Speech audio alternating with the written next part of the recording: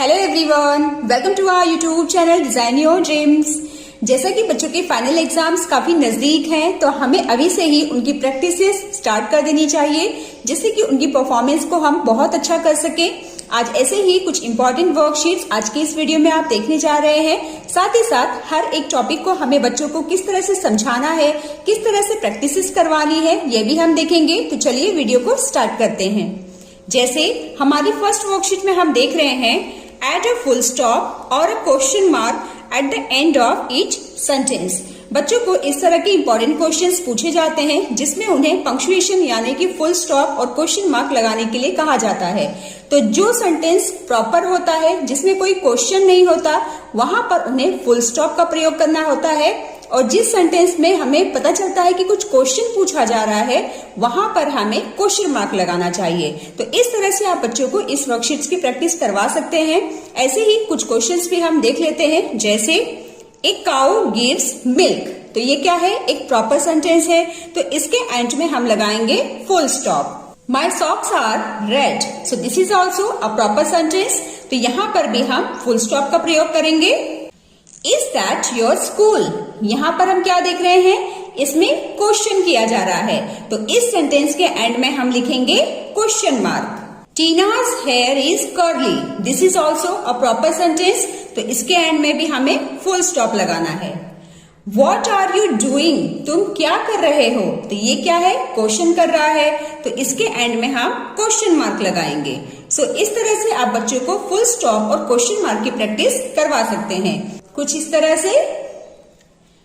तरह से। अब हम नेक्स्ट क्वेश्चन देख लेते हैं। सेकंड क्वेश्चन में बच्चों को helping verbs am, is, are का उपयोग करना है। एम का इस्तेमाल हम कब करते हैं? हमें आई के साथ में एम लगाना है। सिंगुलर नाउन और सिंगुलर प्रोनाउन के साथ हम इज लगाएंगे। प्लूरल नाउन और प्लूरल प्रोनाउन के साथ हम आर का इस्तेमाल करेंगे। तो इस तरह से हमें ये वाली वर्कशीट सॉल्व करनी है। एक एक करके हम क्वेश्चंस देख लेते हैं, जिससे कि हम इसे बच्चों को आसानी से समझा सके।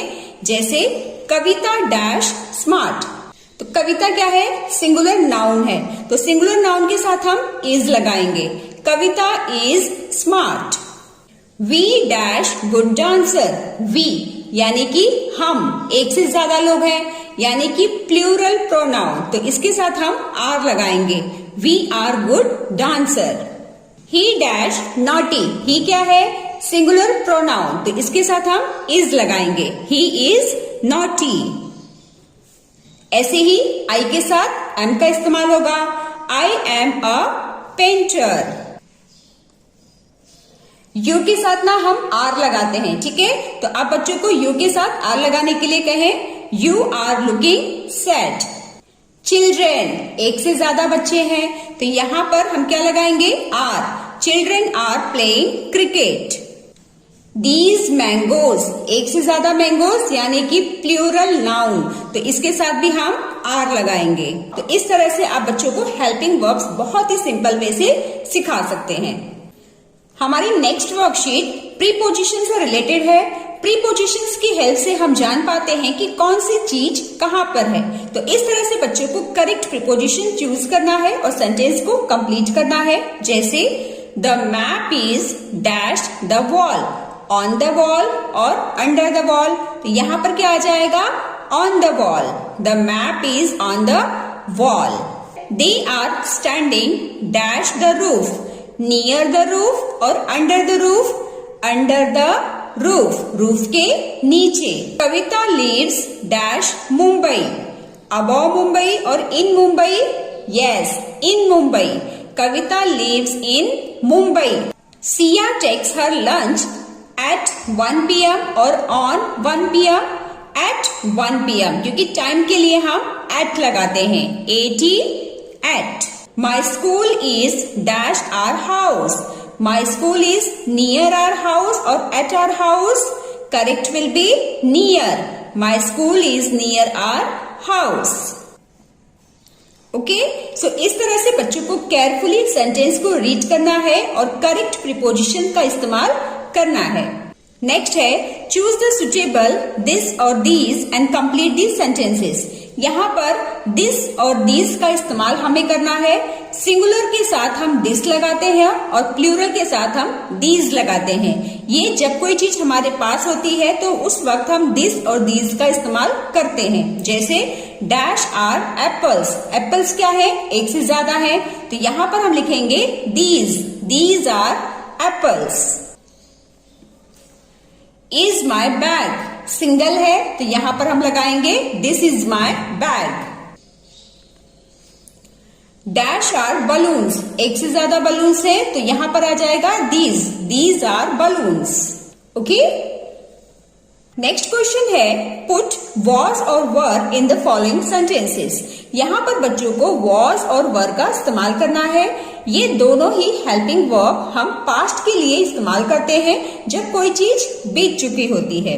सिंगुलर नाउन और सिंगुलर प्रोनाउन के साथ हम वॉज लगाते हैं और प्लूरल नाउन प्लूरल प्रोनाउन के साथ हम वर का इस्तेमाल करते हैं। तो इस तरह से बच्चों को रूल्स को फॉलो करते हुए इस सेंटेंस को कंप्लीट करना है। जैसे Aryan dash absent yesterday, Aryan क्या है, सिंगुलर नाउन है, ठीक है, तो सिंगुलर नाउन के साथ हम लगाएंगे was।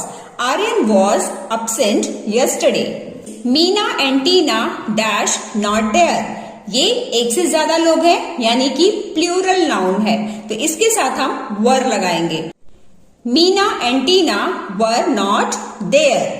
They dash playing football, they plural pronoun है यानी कि एक से ज्यादा लोगों के बारे में बात हो रही है।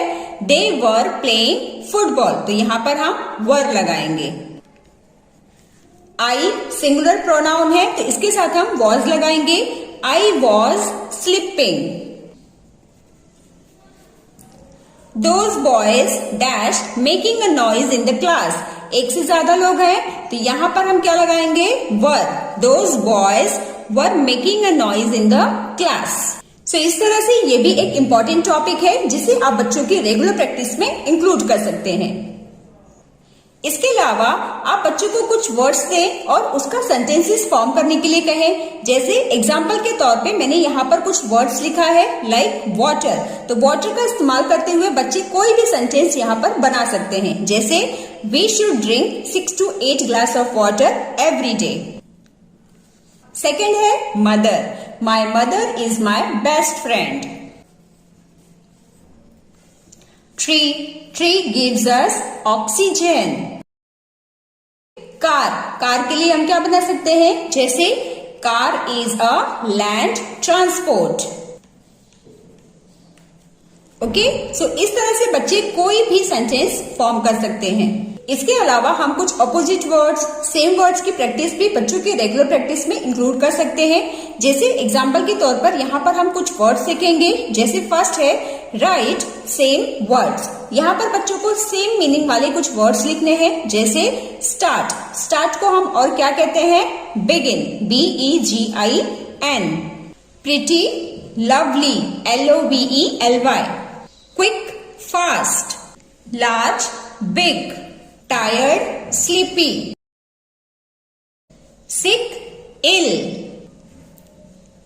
इसी तरह से हम यहां का भी फिल कर लेते हैं। जैसे woman, lady, rich, wealthy, smart, intelligent, stone, rock, fast, quick, under, below. ऐसे ही कुछ हम ऑपोजिट वर्ड्स भी देख लेते हैं।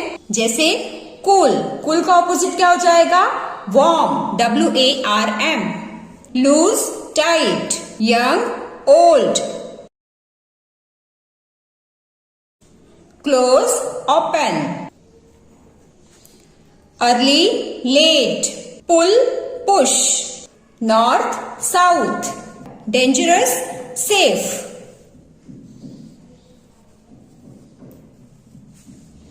alone, together। difficult, easy। lost, found। winter, summer। Okay, so dear friends, ये थी हमारी आज की कुछ इंपॉर्टेंट वर्कशीट्स। आई होप इससे आप सभी को काफी हेल्प मिली होगी। ये सभी क्वेश्चन आप बच्चों की डेली एक्सरसाइज में जरूर इंक्लूड कीजिएगा, इससे बच्चे काफी कुछ आसानी से सीख पाएंगे। तो चलिए मिलते हैं अब हम नेक्स्ट वीडियो में। Till then bye bye and take care.